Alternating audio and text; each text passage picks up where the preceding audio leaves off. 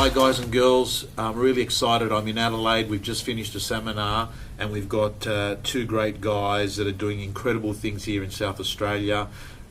New agency that is actually dominating. They're using a brand attraction model.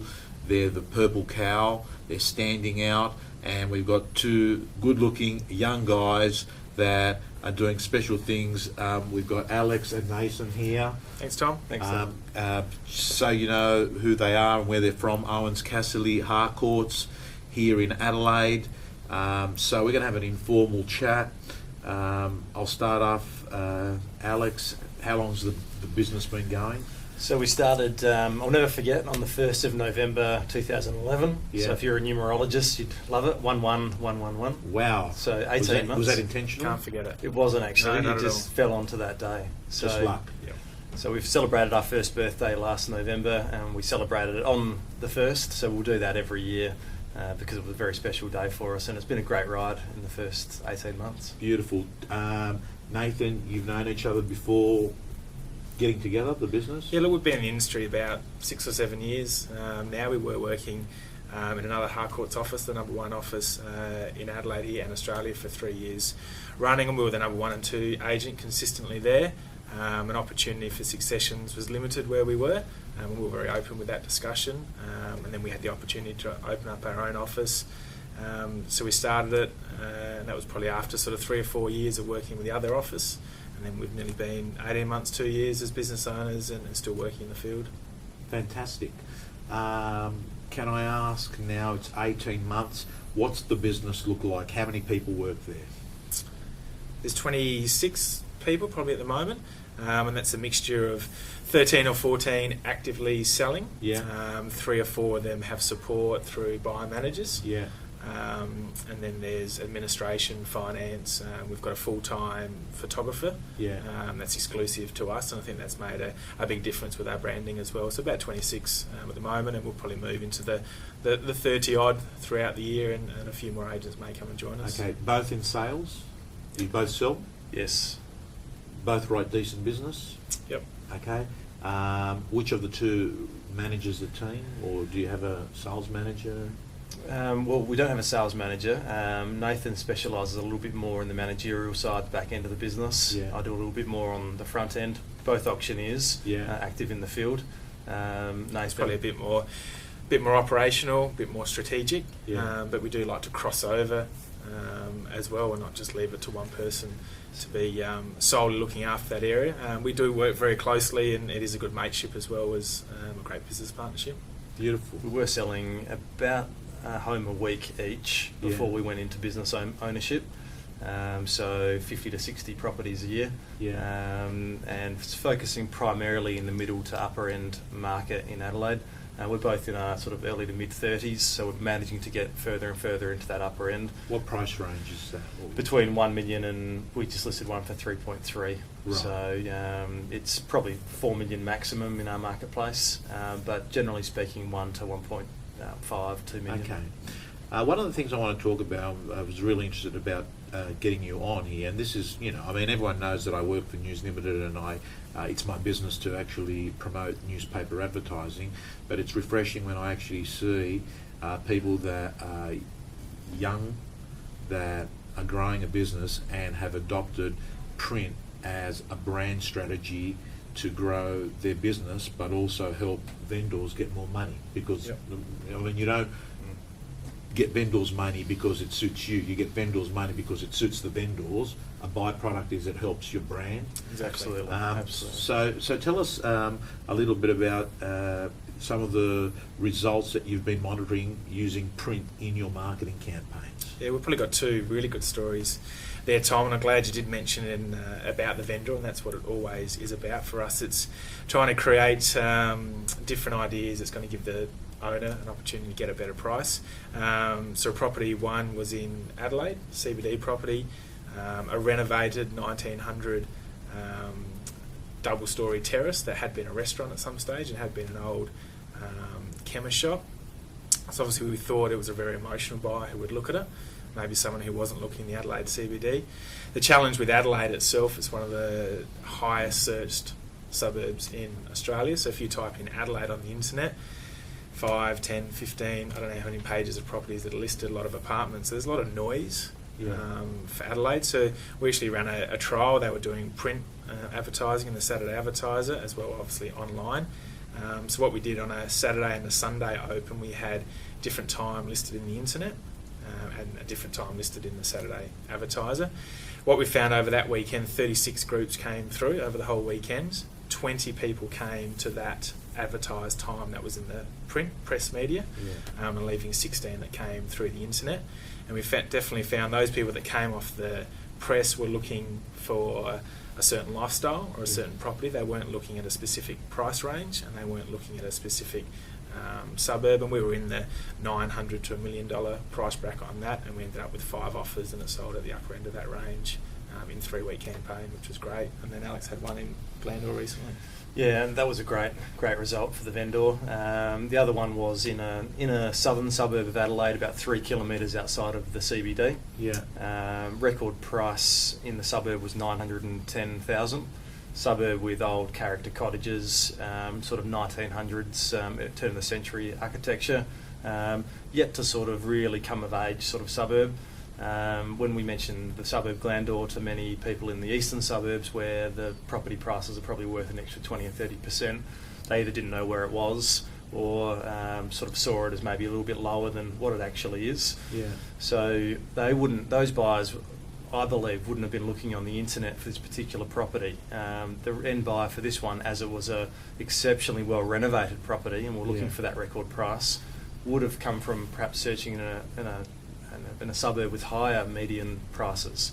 So how do we reach them on the internet? Very difficult to do so. So we recommended to our vendor to take out 2 big display ads in our local press, utilise our exclusive photographer, who's an architectural photographer, wonderful photographer, one of the best in Australia. So the only way to really demonstrate the attributes of the property was in big display ads. We did that on the first week of advertising. Typical numbers through a property of similar ilk in Adelaide would probably be, for a first open, 20 to 30 groups would be a good result.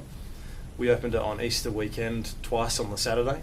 Don't normally do 2 opens on the one day. Raining, I think. It was raining. Had 40 groups through the Saturday morning, 40 groups through the Saturday afternoon, and then a third open on the Tuesday, so the day after Easter, and had a further 39 groups through then. So we had 121 parties come through the property. We switched it to auction because we felt that sort of competitive energy in the property. Next weekend, the vendor was a bit nervous about auction and wanted to do it for a few more weekends, and I said, no, we've got engaged, competitive, emotional interest in your home now. If it was my own property or my own mother's property, what I'd be recommending to do would be to shorten the campaign, have one more weekend, announce to the world with another really big ad, we're going to auction the following weekend. Nervously, the vendor chose to do that, and another big display ad. We had a further 100 groups attend that weekend. The auction took place last weekend, had 8 registered bidders, a crowd of 200, and sold. I was the auctioneer, sold it for $937 under the hammer, broke the record by nearly $30,000 in a marketplace where most people would suggest it's not a market for breaking records. So, without print, we wouldn't have achieved that. The size of the ads were a quarter page in the Saturday Advertiser, which six months ago would have been reserved for maybe a property that was $2, $3 or $4 million plus. So that property definitely became the purple cow, and it stood out from the crowd. Yeah, so it's really interesting because I'm just listening to you both talking, and I'm seeing to myself that you're doing the right thing. You're getting people to compete to get a higher price. You're getting buyers, not just logical internet intellect buyers, but you're getting passive aspirational buyers that may not have been putting in search results on on a website. You're doing all of that, but I'm also seeing the fact that you've got a self-belief and in it, and you obviously must carry that belief at listing presentations, because a lot of real estate agents, and most of the viewers that are watching this, this goes out to 16,000 agents, and I'll make the assumption that 3,000 or 4,000 watch it. Those 3,000 or 4,000 agents that are watching it are saying to us that it's getting hard to actually take the subject on with a vendor, because vendors don't want to spend any money. How do you feel about that? How do you guys do it? How do you get something that other agents aren't getting? I think that's one of the reasons we started putting out some trials with times, etc., because we were getting frustrated that at open inspections and doing phone callbacks, when you talk to clients and potential buyers about where they saw the property, they always make reference to they saw the internet, because that's probably the top of mind and maybe where they saw the most detail, but they forget that it was actually potentially the press that attracted them to the property. So by running a true trial, that gave us confidence that what we believed in was correct. And then one of the things we'll utilise when we're talking with clients is factual stories. Yeah. And when you're talking to the client about what do they want to achieve with selling, they want the best price. And if we just give them stories, honest stories of, well, this is what's been working in the marketplace, this is what worked a couple of weeks ago in a really tough market, most clients we deal with are very educated and they like those stories and they connect with it and build some trust with us. Totally agree, Nathan. I mean, Tom, the way I look at it is how would I market my own property? Yeah. And I'll genuinely give that advice to potential vendors. Yeah. So I'll bring out the local press with me, an actual copy of it, and put it on the table. And in the discussions with the potential vendor, I'll say, well, look, I'm here today to provide you with some information on how to maximise the price of your property on settlement day, so the greatest net proceeds. Is that what you would like me to go through with you today, or just the easiest way to get it sold for whatever price? And then typically they say, well, we want to get the best price. So I say, okay, well, look, 60 to 70%, maybe even 80% of our buyers are coming from the internet, but those buyers are those type of buyers. They become desktop valuers. They're dispassionate about the purchasing process. They really become extremely logical. The best prices are achieved through competition, connected competition with aspirational lifestyle purchases, particularly in Adelaide, the marketplace, a 20-minute city. We find buyers are looking on the coast who are looking for space, also look in the Adelaide Hills and sometimes can switch their attention very quickly. But they don't know that until they see the right property. And we'll run through the examples that Nathan's mentioned, and then I'll simply say, look, I can't sit here in your lounge room and not recommend that you at least consider media print when it brings in 30 to 40% of our buyers, and quite often the end buyer who pays the most. So at least entertain me with how we would put your property into the print. And they say, yep, okay. So summarising that, guys and girls, this is gold. Listening to this information and implementing it is gold. Alex talked about desktop valuers, which I think is a wonderful term and concept. I've never heard it before, but I think it's a very accurate description of what actually happens out there. Nathan talked about the fact that case studies and stories sell, and the reason why I think a story sells is that vendor you're speaking to pictures themselves in the story. That they can relate to it. They can relate to it, and it's expensive. It's a big project, and they become an actor in that story. And you vividly describing the process actually, absolutely gets emotions going. Tom, one of the other points really is that I think people, when they choose to part with their hard-earned money on the most valuable asset, the asset where people turn up to for their Christmas drinks or for parties, they want to be proud of what they've bought. So when they're about to make the decision on making their offer, and they're showing their advisors, whether that's their uncle, Uncle Jimmy or Auntie Joan, I'm looking to buy this. If it's a little tiny display ad in the paper and it doesn't really bring out its true features, and they bring it up on the internet and perhaps it isn't looking that good on the internet, then the offer that will be made will be relevant to how everyone feels about the value of that property. So if they are about to make the decision and there's that big display ad, they have that out, they have the internet open, there's perceived value there as well, so that emotional buy-in. And when we're sitting there with our potential vendor in the lounge room, that's why I have the paper out, and I'll say, well, look, cost aside, we'll get to that in a moment, where do you think the most appropriate place is for your property to be positioned in this newspaper? Just cost aside, where would you like to see it? And then they'll say, okay, well, let's look at the values of these properties, probably this one, and this one. It's typically the female vendor as well that will jump in and say that. And because they connect more with the colours and the pictures and so on, and the feeling of a property perhaps than the male vendor does. And once she's already selected them, that budget's then 7,000 already, and then he might say, oh, 7,000's a bit much, and then we'll sort of a little bit of argy-bargy and meet somewhere where we feel comfortable and they feel comfortable. So typically it's a property that's $3 million, it should have a $3 million one-page display. it doesn't make sense. If buying was logical, if it was a logical process, they'd all be in alphabetical order with display ads from suburb A through to suburb Z, but it's not logical. It's an emotional purchase. Our industry's become a marketing industry now, hasn't it, where a lot of the information that the buyers definitely have in our jobs to make that property stand out from the crowd. And we know that our role in selling a property, we have the ability to influence the price by 5, 10, maybe 20%, and the way we need to do that is make that property stand out from the crowd. Give the perception of it is worth more. Nathan, that's a fair bit of money in your price bracket, because we're saying 5-10%. We're talking here $50, $100, $200,000 is on the table there.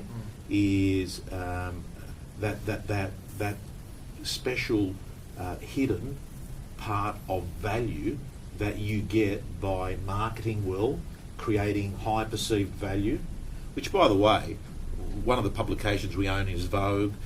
When a company like Rolex puts an ad in Vogue, perceived value is what they're doing. Yep. They're not putting in a small postage size ad. Not just putting it on the internet and just letting it sit there. Correct. So as I'm talking to you, you're coming across as marketers. You guys are marketers. You guys are like working in an organisation that markets, no different to being product managers or brand managers working in a corporation, except the commodity is a house. Correct. The photographer, I'm interested. You've actually got a photographer that works in your business. Absolutely. Yeah. I mean, and you're right, Tom. I mean, the property can only be a new release once. Yeah. That's a dialogue that we use. Look, I mean, when Apple launched their iPad 6, they won't launch it soft. They'll launch it properly. Today's consumers, mixture of online, billboards, people holding it, using it. There'll be 3 or 4 contact points that people have before they'll go and purchase. Today's consumer gets bored quickly. In 4 weeks it's been on the market, they're bored of it. Something's wrong with it by then. So it can only be a new release once. You can't undo that launch. But yes, with the photographer, we thought it was crucially important to have the industry's best photographer. It's part of our brand. Yeah. He's actually an architectural photography student, qualified, won many awards in Japanese fellow. He moved to Australia 3 years ago. He'll spend upwards of 12, 13 hours at one property from 11 in the morning, 10 in the morning until 10 or 11 at night sometimes, and spend the whole day there. And the reason that we invested in him so heavily is because of display ads. The photo needs to be world class. It needs to be jumping out like it's a Vogue magazine picture. And in turn with that, we have a home stylist that is a complimentary service. It's just critical to make the product stand out. As Nathan rightly said, there's so much noise in the advertising space, particularly online. It needs to jump out. We need to be on the first page in realestate.com domain. We need to be up the front of our local press. For those of the viewers that don't know the Adelaide market, there's one daily newspaper in South Australia, the Advertiser, and basically the Saturday paper is the Bible of real estate. It's the lift out. It's 100 pages long. It's not in order of geographic suburbs. It's in order of the agency with the greatest amount of listings. Yeah. So we're part of the Harcourts group. So we're Ouwens Casserly, but we sell our sub $1 million properties through the Harcourts brand, and our $1 million plus properties through the Luxury Property Selection brand, which is at the front of the Advertiser. So we get that first impression on the buyers every Saturday morning because all of our properties appear on the first pages. So to have the best photographer that we feel is in Australia is critical in making sure that our brand and the vendor's brand, which is their product, their house, is being pushed to the market in its best possible light. The premium pricing and a premium product. So everything we touch, the advertising, the brochure, the signboards, the photography, the way the open feels, the way it sounds, everything must reflect premium and emotion. If we can do that, then we'll connect with more emotional people and we get some competition. Let me ask Nathan, do you think as a byproduct of this strategy that you're helping vendors break records, which you're doing in their suburbs, do you think that you're attracting other vendors that want to look like your ads, want to have your photos representing their home, that style of, do you get call-outs? Definitely, and that's when, in some ways, the listing presentation becomes a little easier because the clients that you're attracting are the clients who are believing in what you're putting together. That's the marketing and the photography. So a lot of them are calling up, having a chat with us and saying, well, I want photos like that and I want advertising like that. How do we put it together? So we're finding we're already through that barrier of maybe I don't like the press advertising, I don't want to do any advertising at all. So you're right, we are attracting clients who believe and see the value in what we're doing, but Adelaide is quite small and word of mouth is very strong, so it is quickly getting around. Well, that these guys run a great business, they run a great sales campaign, but they actually get premium prices. So what are they doing? Well, their photography is fantastic and they've got nice size press advertising that's working. We'd like that for our property. Yeah, so to me, just listening to that is you've got vendors that are sitting at a dining room table and have already said to themselves, it's going to cost me money. That's why you're there anyway. So I don't think you've got to come up with lots of tricky lines to get people. It's a conversation. Yeah. And they don't see it as a cost. They just see it as an investment for their end product, which is the money in the bank for them. It's probably no different than the great car analogy. I've got my car over here worth $60,000 and I'll invest $2,000 to protect that asset from accident. And I think the same with their property. I've got a $2 million property and asset and I'll put $5,000 or $10,000 to protect it from selling less than it's worth. Yeah. Okay, that's very, very well said. We're talking about ensuring not to undersell the biggest asset that you own, and I think sometimes a good salesperson needs to be able to create that picture and help vendors break up those questions and realise how ridiculous it is to be concerned over a few $1,000s when what's at stake is millions in the sale of the property, tax-free as well if it's a family home.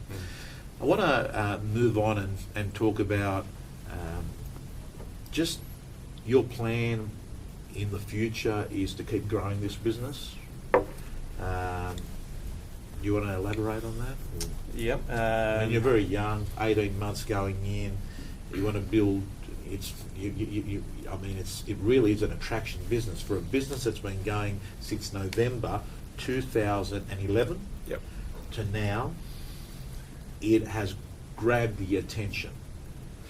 What do you want to do? Put more salespeople on, or? Well, no, good question, Tom. I mean, we've been very conscious of rewarding existing consultants and team, as we call them, that joined us from the beginning. It was a marketplace in late 2011 that was many described as being the most challenging in 3 decades in real estate in South Australia, and we heard every reason under the sun by all goodwill advisors on why we shouldn't start our business. So luckily we're probably young enough and stupid enough to have said, well, that's a challenge. So just to stick it up them all. So that was enough inspiration. So we really feel a genuine loyalty to our existing people that came with us to ensure that our growth is steady and consistent and in line with our company values and our vision, which is crucially important to make sure that everything is done with integrity for the right reasons to make our vendors have the best possible service. If slowing the growth means that's required in order to do that, then we'll slow the growth. If turning up the growth and we can continue with our systems and procedures, then we'll do that too. I think we've probably reached the point now where our fixed overheads are such that any extra consultants that we bring on is probably more profitable for us. So naturally, from a business perspective, we like to see some more consultants come on board, but not at the expense of retention and our current culture. We probably have room for another 5 or 6 consultants under our existing roof. We're there for another 2.5 years, and then at that point the building's earmarked to be knocked down for luxury apartments. Right. We're situated in the Parklands in Adelaide, just on the CBD fringe in the eastern suburbs, so we front onto Parklands amongst other residential housing. We're a commercial building in the middle of high-end residential with about a 200-metre walk to a nice boulevard with lots of cafes. So potentially at that point we might look to doing something a little bit different. Part of our sales team sell down at the Adelaide coastline where there's high-end esplanade properties, and then another part of our business sells in the CBD and the eastern suburbs. So at that point we might have 2 offices, but we've got another 2.5 years where we are, and we just want to continue on the path that we're on at the time being. Property management, Nathan, we're also... Yeah, so it's a bit of consolidation, I suppose, from the sales point of view, and then and we're quite close to finalising having property management, I suppose, finalised, and that'll happen throughout the year, and definitely by the end of the year, which will then bring another maybe 10 or 15 to the group, probably not on the same in the same building space. But no, consolidation, and just giving the support back to those people that have supported us, but obviously there's room for good consultants if we think it's going to help our brand and get our vendors better prices out there in the marketplace. I'm going to finish off, guys, now because most of the audience is real estate salespeople. You're selling now. You've been successful agents, selling 1 property a week at the price range you talked about, $1 million, writing good numbers.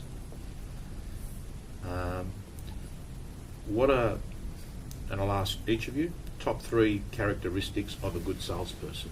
Start with you, Nathan. Work ethic. We haven't found a magic bullet or a magic dust that's got us to where we are, even when we're sales consultants and not in the business ownership. I think we were first in. We were last to leave, and I think our wives can still testify that. Relationships, just having an ability to connect with people would probably be my number 2. And third one, do something different. You can then take a risk and stand out of a crowd that, there's 50 or 60,000 consultants in Australia that you need to stand out from the crowd, and I think vendors at the moment are looking for someone who can just do something a little bit different than just the standard. Yeah, and on that point, let me tell you, talking about different, to me, risky is in fact the new safe, and in fact, playing it safe is risky. Yeah, great. To you, Alex, top 3 things of good people that you notice. Integrity. Yeah. Prospecting. And listening. Integrity, prospecting, and listening. Beautiful. We've had 35 minutes with 2 guys that I think, as the next year unfolds, Australia's going to know more about.